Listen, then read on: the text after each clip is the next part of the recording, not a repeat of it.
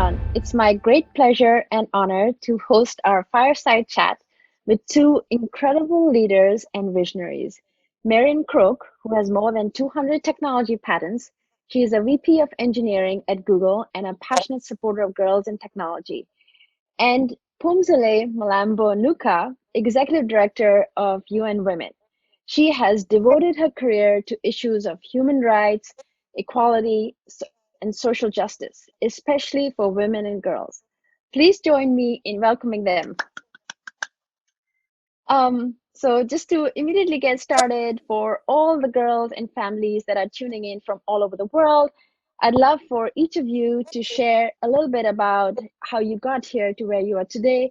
I know your journeys are incredibly inspiring. So Phumzile, I'll start with you. You were the first woman deputy vice president of South Africa. Tell us a little about your journey advocating for human rights, gender equality, and justice that got you to that position, and of course now leading the UN Women. Thank you so much for having me, and greetings to everybody who has joined in for this conversation. Well, I didn't really set up on a path that I have followed. Many of the things were a zigzag, where you're trying to go somewhere and something else happens along the way. Education is my foundation. That's where I started with a lot of interest. Actually, growing up on addressing illiteracy, because I lived in a house where my mother taught literacy classes, and I could see firsthand how people move from being illiterate to learning to read and write, and just how much that was a magic a moment. But of course, there was also lots of things to fight for in South Africa during my time. It was during the apartheid time, so there was a lot of engagement fighting against the system.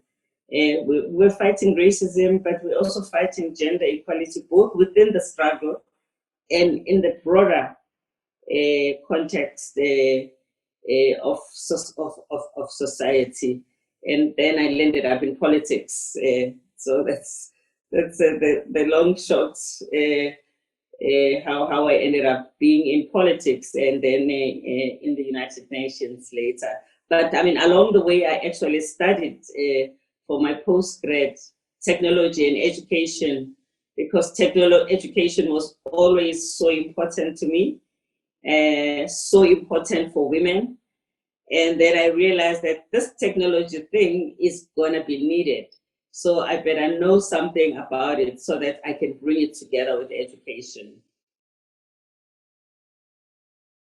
And technology is core to how we are connecting today, you in South Africa, me in California, and all these girls from all around the world. So maybe you can talk a little bit about, it was so interesting before we started this conversation, how your PhD thesis was about the intersection of technology, the private sector, and using these powerful tools to address big social issues, especially around gender equality. So maybe we can go a little bit into that if you would like to talk. Yeah, but I mean, just to say, for girls, especially in countries that are technology poor, access to technology is potentially one way to help them close the gap. It's not always seen by policy makers and governments as a priority to invest in if you are still trying to address access to water or access to sanitation. Technology may seem like a luxury, but coronavirus has actually showed us that it is not actually a luxury. It can be life-saving. It is very basic for people who are poor, who are furthest from the services that are needed. And now, with the remote education being a reality for so many school children, technology becomes important. So part of my studies was the fact that I just wanted to find the language to engage it as much as I can in private sector with policymakers, with crucial evidence about the importance of providing this service to children in poor schools. And then in many families during my research, I also found that if there is a phone, it belongs to the boy or it belongs to the dad. So there has to be some negotiation for the girl to have one. And it was clear that if girls are not a priority, it means they get less and less time to use this device if there is a shortage of devices in the family. So, many of these issues that seem like generic issues always have a gender dimension in many cases, just like this pandemic has a gender dimension. It affects women in a particular way. In the case of technology, it can mean that there's less possibility for girls and boys, even when technology is there. But even before that, the number of girls who had access and are connected has been getting less and less. That has been most frustrating in the last 4 years. To see that we are not ramping up quickly enough for girls to be connected, and so we do need these conversations to talk about them in a disaggregated way, so that there will be an effort to make sure that girls don't fall between the cracks. We must not just talk about children. Because children can mean boys in some cases. We need to say girls and boys and to look at the reasons why girls actually fall behind. And Technovation girls are real rebels in that every year we get some incredibly innovative apps. I think some of my favorite ones were from last year and the year before. 10-year-old girls created an app for their parents just to show them how unequal their allocation of household chores were, and how the boys had time to play video games, had time to do homework, but all the house cleaning efforts were put on the girls, so the girls had less time. But you cannot just say, I think you are not being fair. They created an app where the parents could first see how big the difference was. And then, that's the first start, right? Like, you use data and technology to first show how big the problem is, and then you start talking about equality. So that blew my mind, because as you say, even in very, very educated households, the computer sometimes is in the boys' room, not in the girls' room. And these are little things that keep adding up. So Phumzile, I watched a lot of your videos because I was so excited to get this opportunity to talk to you. And one of them, you talk about how a mentor once told you to celebrate others' victories. And Technovation is a competition, and this year we had like 22,000 girls participate, but only a few become finalists. And so this is something I struggle with. How can you be genuinely happy about somebody else's victory while motivating yourself to keep going? And so I'd love to hear a little bit about how you handle that. Well, I think we still live in a world where there is so many people who are without essentials, let alone luxuries. So the girls who even manage to be part of the competition, that on its own is a win. And I think we need to say that to them so that they actually understand. There is something they learn from the other girls, those who win, those who lose. So, so all girls who manage to be in the competition are winners. If you imagine how many girls have no access to that opportunity, they actually learn from each other, I think, during the competition. And knowing what the other girl did the girl who win and the girl who lost is about a discovery about something you may not have known. It just may be that the app that did not land is the one that you need most. So it is your opportunity, to take that learning for yourself. And also, they are so young. This is just the start of their life. There's going to be so many other opportunities for them to try. But also, lastly, for those who win, they must never forget the importance of lifting as you climb. That they need to find a way of making a win everyone's win. I actually think that, and I think they will learn that as they get older. I certainly learned that there is nothing special in being celebrated alone. It's always wonderful to be in company of, you reach a point where you really don't need accolades. You need stuff to be done. If it means that you're the only one who does it, it means there's less people who are doing what needs to be done. So winning always have to be also about how much more service you can be, or not how unique you can be.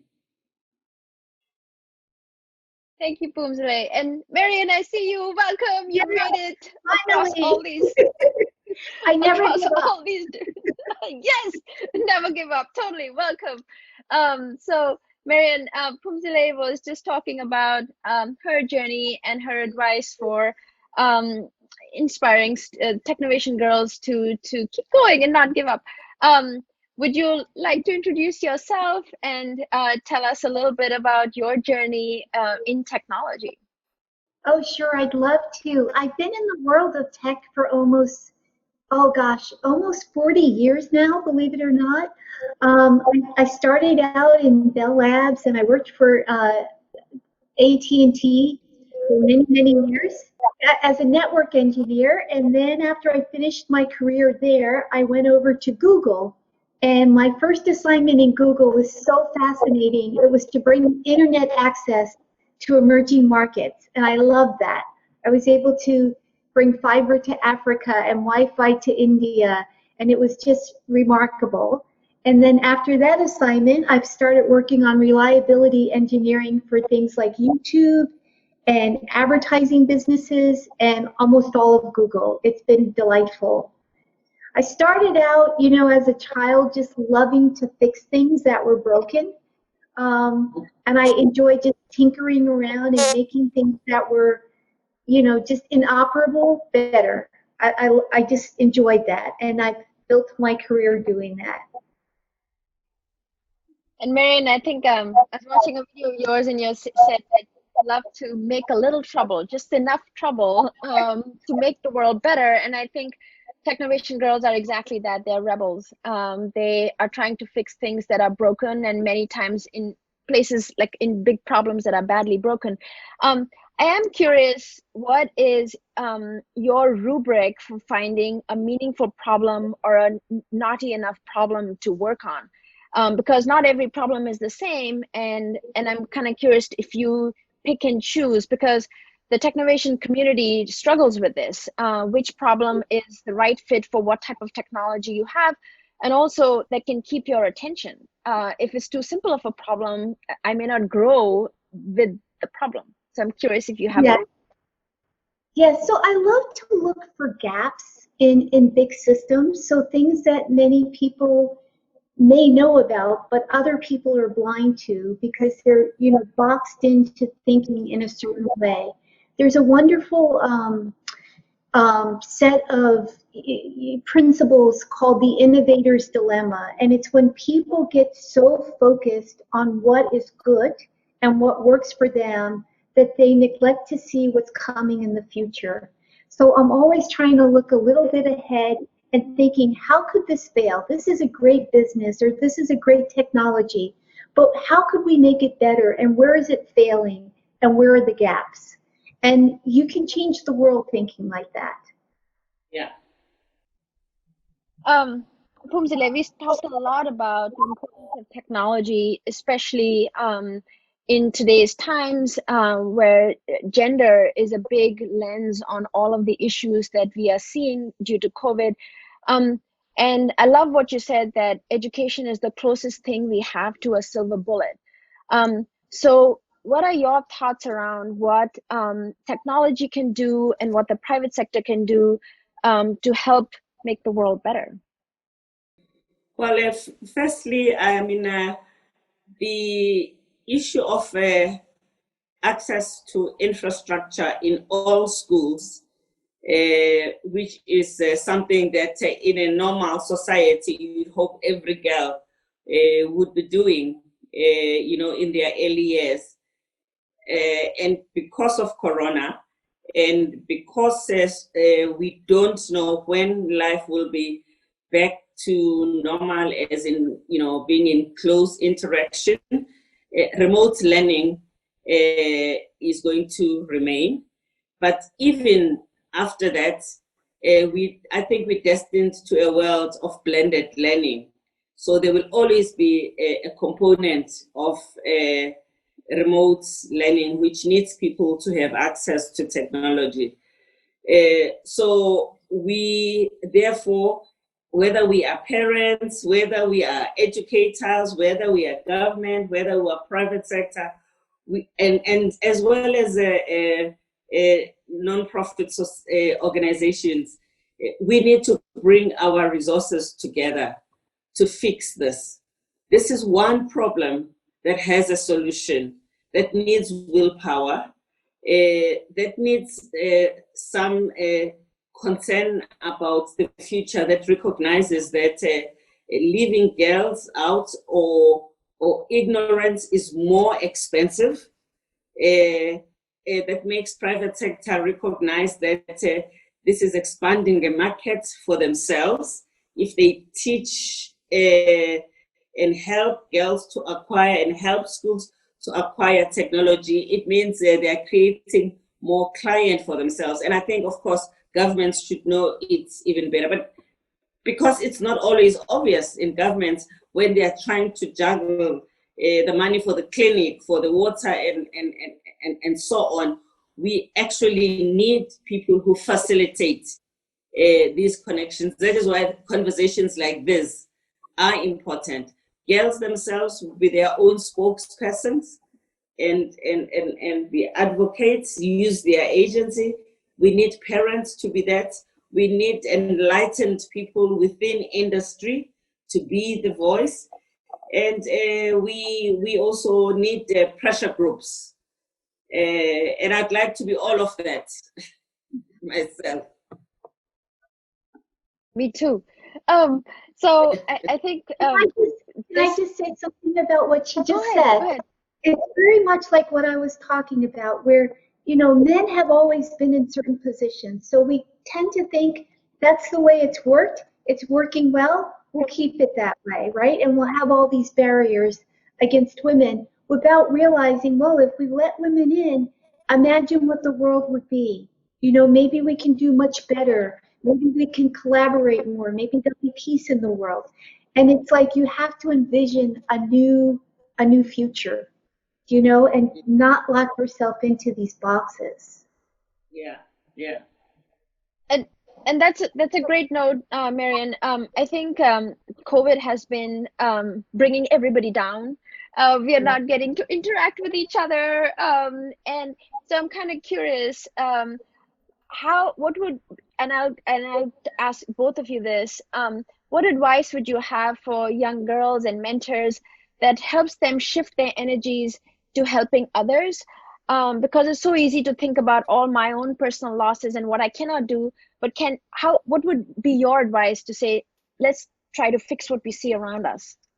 Yes, I mean, that's the fascinating thing about engineering and technology and being in a space where you can actually do something when you see that something is going terribly wrong, right?